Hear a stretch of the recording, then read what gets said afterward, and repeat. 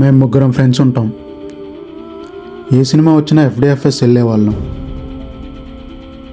అలాగే ఆ రోజు ఒక కొత్త సినిమా రిలీజ్ అయింది, కానీ 2 టికెట్లే దొరికాయి. అప్పుడు మా ఇద్దరికి ఏం చేయాలో తెలియలేదు. అప్పుడు మా ఫ్రెండ్ గాడు అన్నాడు,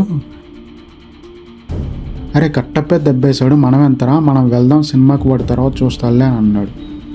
సరే ఆ 2 టికెట్స్ తీసుకొని థియేటర్ దగ్గరికి వెళ్తే షాక్.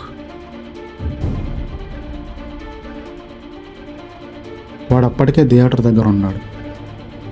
ఓకే దొరికిపోయాం అనిపించింది. సరే మేనేజ్ చేద్దాంలే అనుకున్నాం. వాడు మా దగ్గరకు వచ్చి, ఏరా టికెట్స్ దొరకలేదు, ఎందుకు వచ్చారా అని అడిగాడు. అప్పుడు లేదురా 2 టికెట్సే దొరికాయి, నువ్వు లేకుండా ఎప్పుడైనా సినిమాకి వెళ్ళామా, ఈ టికెట్స్ అమ్మేద్దామని వచ్చాం అన్నాం.